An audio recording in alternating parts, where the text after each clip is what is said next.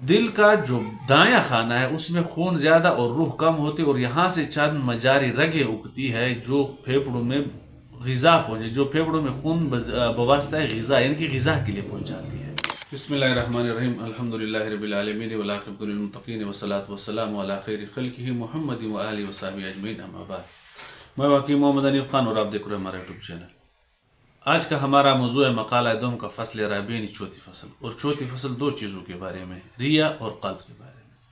ریا، جس کو اردو میں پھپڑے یا پھیپڑے کہتے ہیں، یہ سرخ گلابی شکل کا گوشت ہے جو مرکب ہے گوشت اور قصبۃ الریا، یہ جو ہوا سانس کی نالی کی جو کریاں ہیں اس سے، اور شرائن سے، دل سے اگنے والی شرائن سے۔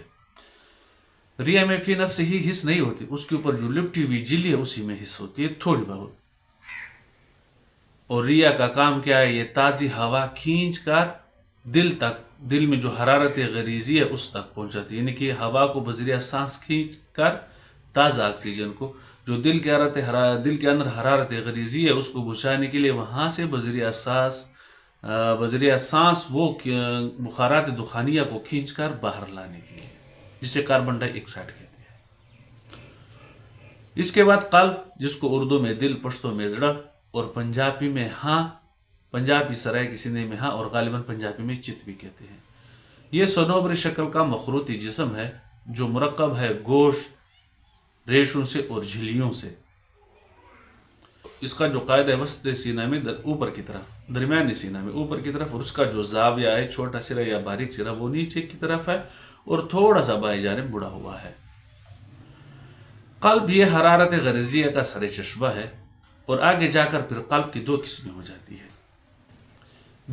قلب کے دو خانے ہو جاتے ہیں، دو پتن ہو جاتے ہیں۔ ایک کو کہتے ہیں بطن یسیر یعنی کہ دایاں خانہ، اور دوسرے کو کہتے ہیں بطن یمین یعنی بایاں خانہ۔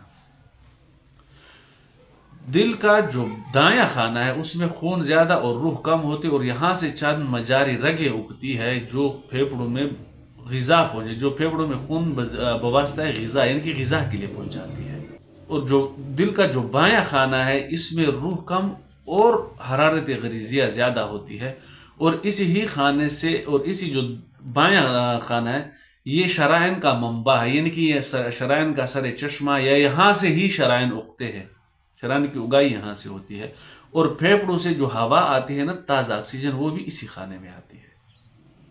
شکل کے اعتبار سے دل جو ہے سرخ احمر رحمانی یعنی کہ انار کے کلر کا سرخ ہے، یا احمر کانی گہرا سرخ ہے۔ اس کی مختصر تعریف ہے دل کی اور پھیپڑے کی، تفصیل انشاءاللہ بڑی کتابوں میں کریں گے اگر اللہ نے موقع عنایت فرما دیا۔ تب تک کے لیے آپ سے یہ درخواست ہے کہ ہمارے چینل کو لائک، شیئر اور سبسکرائب ضرور کریں۔ اگر آپ کے طب کے ساتھ تعلق ہے، چاہے وہ ایلوپیتھی ہو، ہومیوپیتھی ہو، یا یونانی ہو، آیورویدک ہو، انشاءاللہ اس سے آپ کو نفع کثیر حاصل ہوگی۔